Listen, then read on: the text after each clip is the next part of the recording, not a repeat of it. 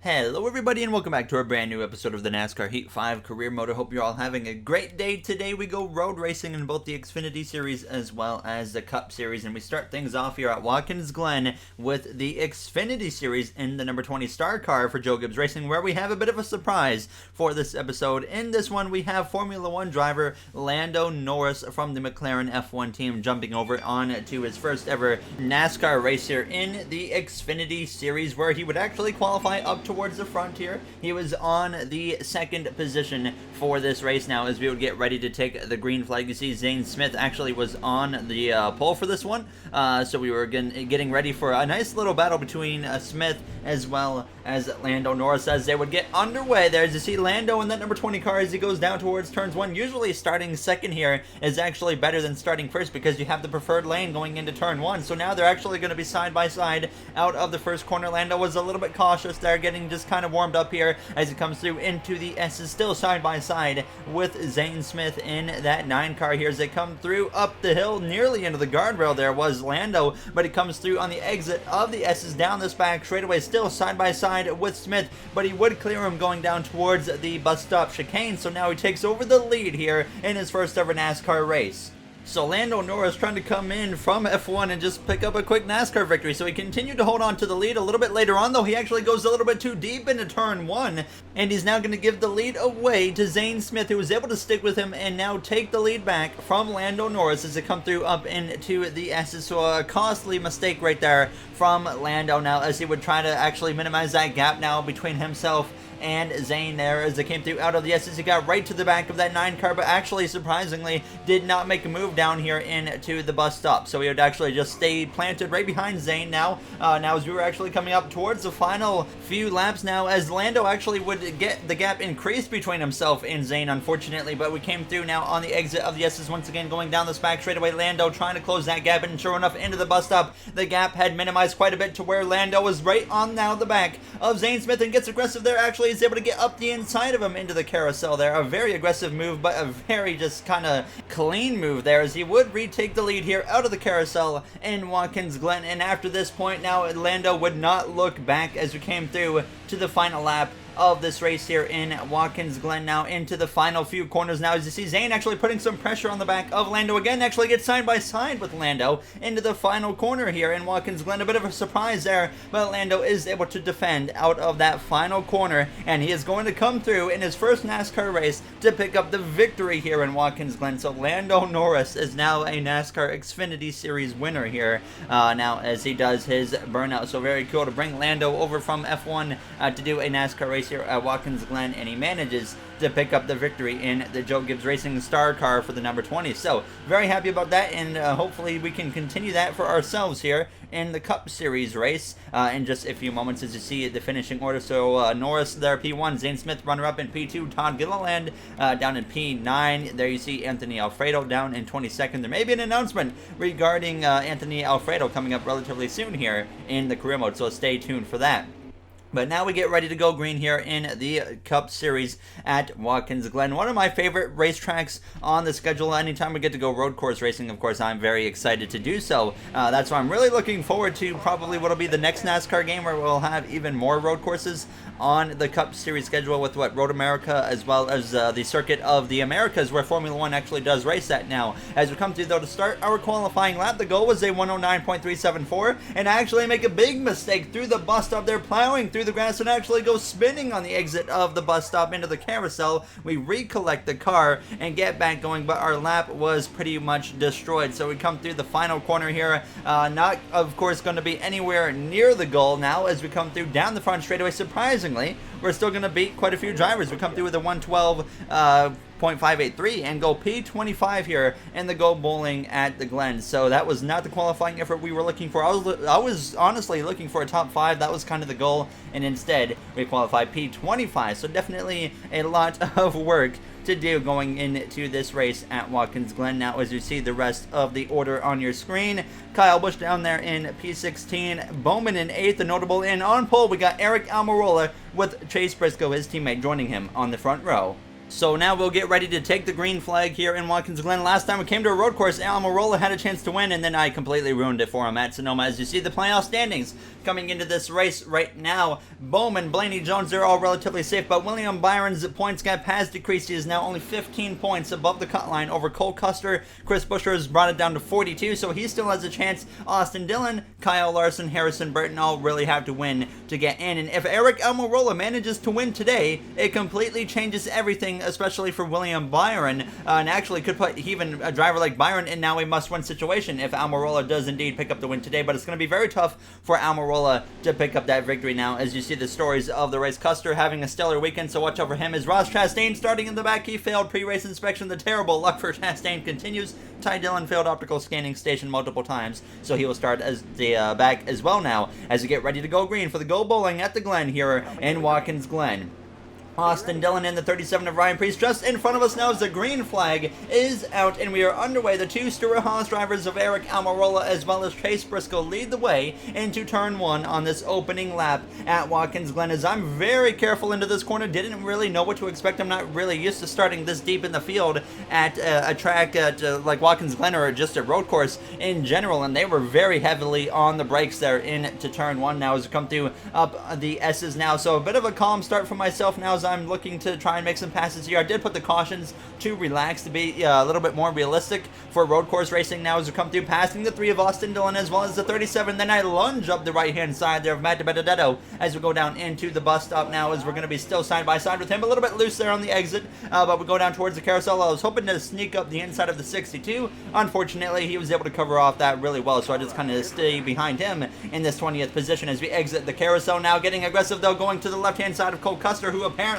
was having a stellar weekend, but he's running like trash right now as we come through down towards the penultimate corner of the inside of our affiliate teammate of Bubba Wallace in that number 23 car. As I can tell you guys, there's definitely some R&D upgrades coming to that team soon, so you're going to see that 23 car start to run a lot stronger probably towards the end of the season and definitely into next season.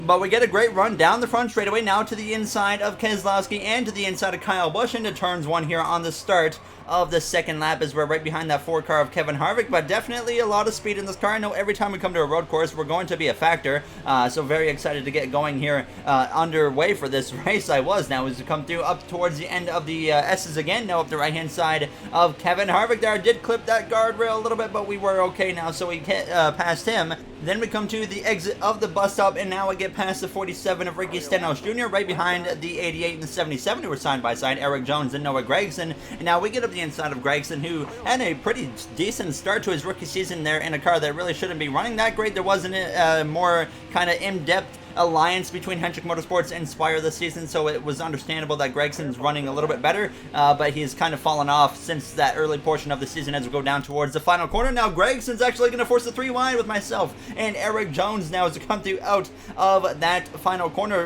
Gregson's going to be an affiliate teammate of ours next season. As you guys know, Chip Ganassi Racing has an alliance through engines and whatnot with Hendrick Motorsports. They get their engines from HMS, so Gregson definitely going to be a driver that we may be working with from time to time next season in the career mode, especially at plate tracks and whatnot. Same for Ross Chastain, of course, now as we come through the bus stop now, closing in on the back of Harrison Burton with 2 laps to go in this first and opening stage. Burton been running pretty well lately here in the career mode as well, but he's going to need a win as well to get into the playoffs now as Eric Almirola continues to lead the way here in this first stage. So Almirola setting a pace early on and nobody has been able to match it, as you can just kind of tell on the track map that really no one's even close to him. And as we came through to start the final lap now in stage 1, we get to the back now of the 11 of Hamlin, and we are just running these guys down no problem. Hamlin, of course, the driver that we're battling for the regular season championship. In the last few races, we've been kind of getting the best over Denny and increasing that points gap. So we come through on the exit of the S's, and once again, we are going to pass the 11 car of Hamlin,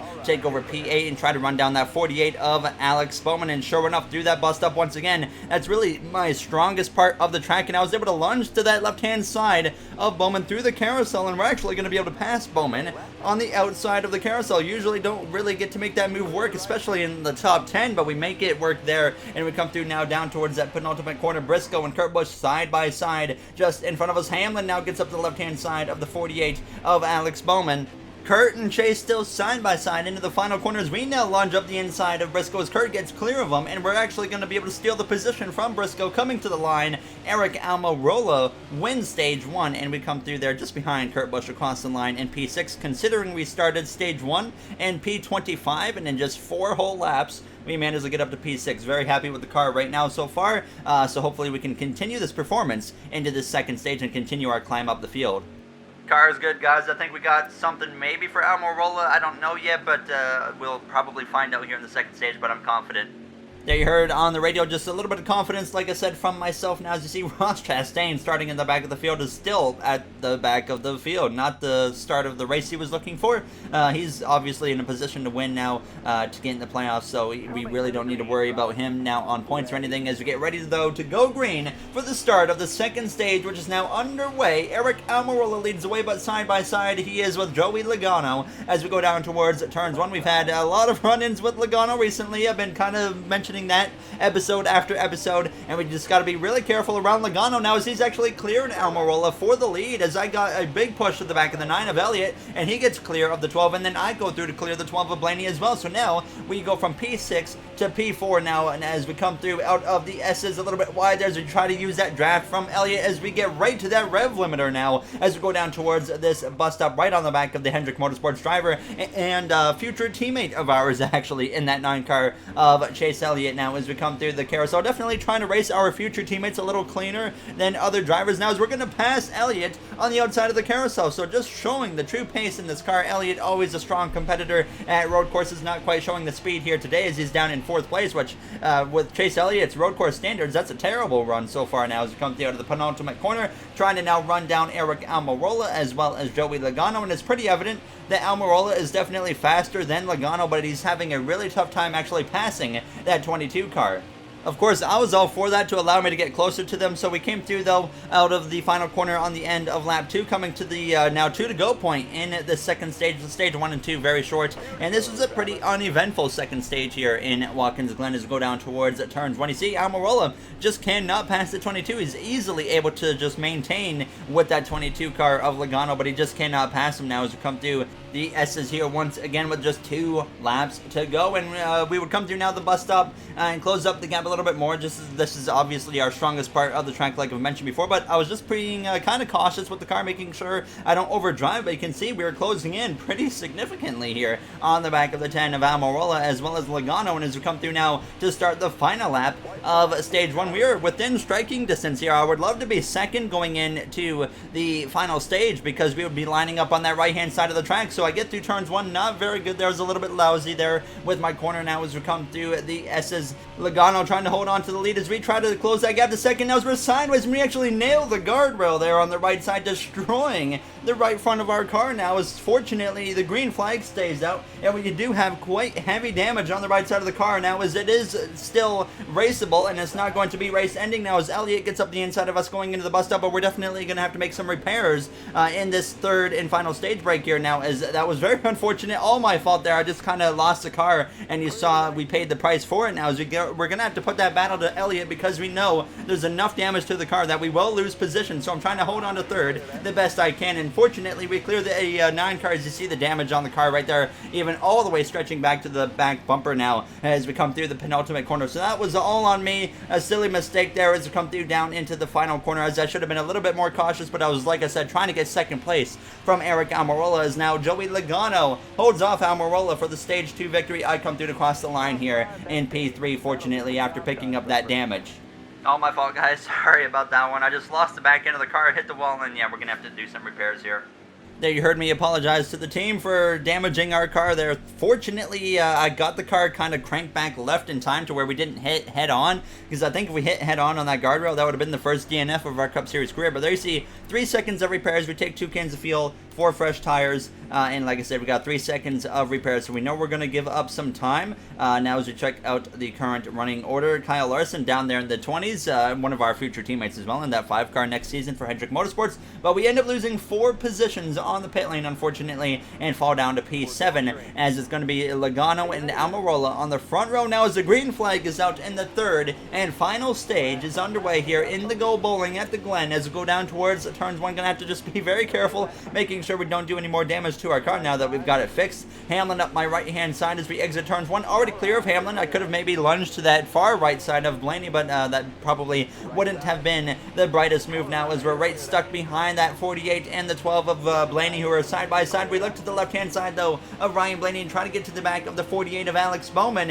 and give him a push down the straightaway, and we clear the 12 of Blaney. Now I'm going to try to lunge up the inside of Bowman into the bus stop, break a little bit later than him, and we clear him into the bus stop. Fortunately, he backed out, because if we would have been side by side, I kind of committed to the point we probably would have came together now as we go down into this carousel, now needing to get past that 9 car and the 1 car to get back to just square one of where we were in stage 2. And right now you see Almirola has retaken the lead from Joey Logano now, so Almirola in position to win his way into the playoffs if he can hold on for the final 10 laps here in Watkins Glen.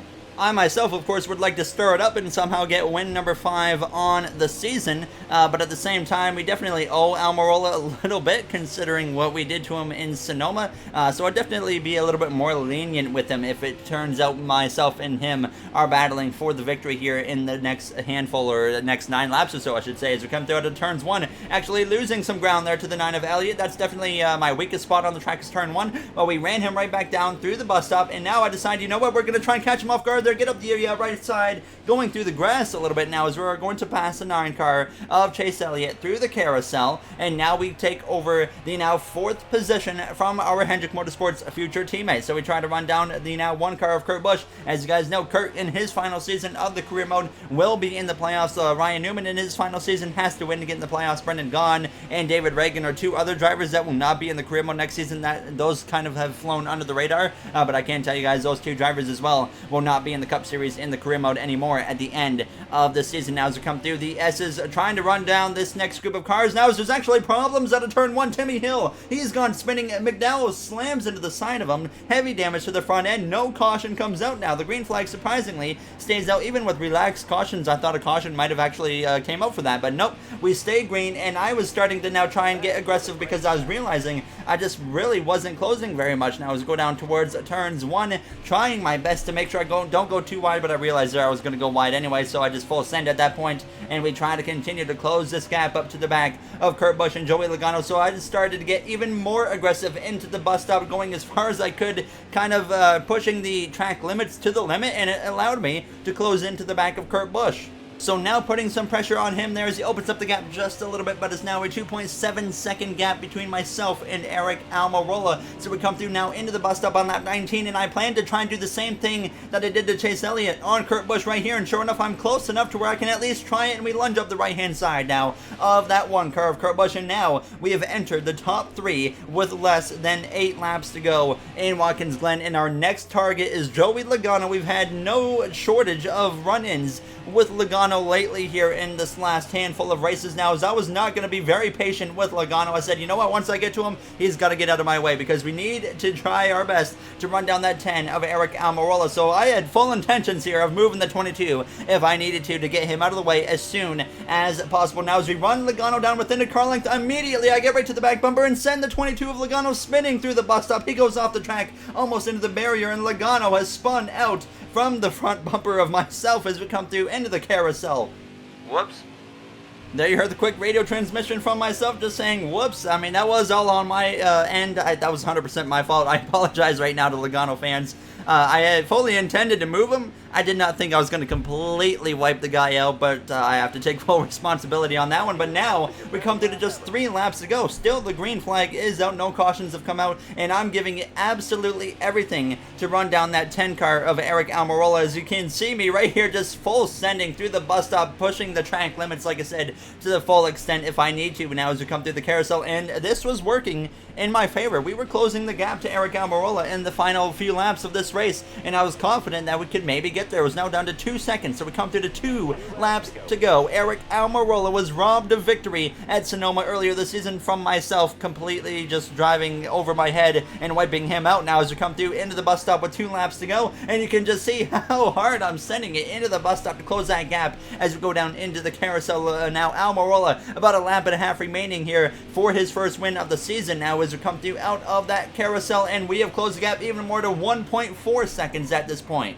So the gap continues to come down, but is there enough time? Because we're coming through to the final lap right here as we get through into this final corner, and it felt like my car was just so much better than the 10 car at this point, and the gap actually stayed at 1.4 seconds now as we come through to cross the line with a 107.283. The final lap is underway here in Watkins Glen as go down into turn 1, get through there very well. I didn't really think I would gain anything on Almirola there, as that's our weakest spot in the track, and you can definitely tell I did not gain a single thing on Eric Almirola. Now as we come through the S's for the final time, Eric Almirola now 1.6 seconds, 1.5, and it's going to go down to 1.4 as we come through to the end of the S's down this straightaway towards the bus stop for the final time here in Watkins Glen. We full send, giving it everything we've got, but it's looking like it's not going to be enough at this point as we go down into the carousel for the final time, and realizing Almirola has it in the bag now unless he makes a mistake. And now it makes me wonder, just what if we would have been pushing it that hard one lap earlier, because we were gaining enough time to where I think if we had one more lap, we would be right on the back of that 10 car of Eric Almirola as we come through into the penultimate corner for the final time of the GoBowling.com at the Glen. Into the final corner, Eric Almirola is going to come through out of the final corner looking for win number 1 on the season there as I nearly get into the outside wall, but Eric Almirola has won himself into the playoffs and completely changes everything in terms of the playoff picture for some key drivers like William Byron as well as Cole Custer. Now, as you see, we finished runner-up. A lot of Hendrick cars up here in the mix. Brendan Gaughan managed to finish top 10. Could this be the final top 10 of Brendan Gaughan's career? It's going to be interesting to see how that shakes out. Byron down in P23. Custer did beat Byron, closing that gap, but it's no longer going to matter, as you guys are going to see here in a few moments. Almirola has really changed things drastically with this victory here today in Watkins Glen as we continue to lead the regular season standings now, as we're going to do a post-race interview with Jay Cook. Runner-up to Almirola today, Gary. Would you have moved him if you got to him? Debatable, Jay. We kind of owed him one from Sonoma earlier this season when I completely wiped him out for the win, and then none of us actually won the race, so I felt bad about that. So I would have raced him hard, but I would have been definitely a little more lenient with him compared to other drivers. So congrats to him. It completely changes things with the playoffs, I know that, but yeah, congrats to Eric picking up that victory. You also had a run-in again with Logano, which sent him spinning. Elaborate on that. Yeah, it was an aggressive move from myself. I got to the back of him and just ran, like I said, I ran into the back of him trying to move him, and unfortunately it completely wiped him out. I take full responsibility. It was all my fault. I didn't want to take him out like that, but I know he's not going to be happy. But yeah, I mean, nothing we can do about it at this point. He might want to get some revenge on me in the future, but honestly, I kind of deserve it after that one. Alright, there you heard the post-race interview between myself as well as Jay Cook. As always, if you guys enjoyed this episode, you do know what to do, but we're going to check out the now massively shaken up point standings, or playoff standings, I should say, here on the Cup Series side. There you see the playoff grid on the Xfinity side. We now have 2 wins in the Xfinity Series for that star car now. Don't know who's going to drive that car in the playoffs, but here we are looking at William Byron, who was 15 points to the good, is now 74 points below the cut line after that poor finish, or not the poor finish, after Eric Almirola winning his way into the playoffs in Watkins Glen. It's very unfortunate for a driver like William Byron. Now, as before we end this episode, we're going to take a look at our reputation here, because we know Joey Logano has not been very happy with us lately, and it shows now, because Logano is upset with us, or mad at us, I should say. So we got to be very careful with Logano here in the future, as it's going to spice up. So that'll do it, though, for this episode. I'd like to thank you all for taking the time out of your day to watch this one, and I'll see you guys in the next one. Have a great day, everybody.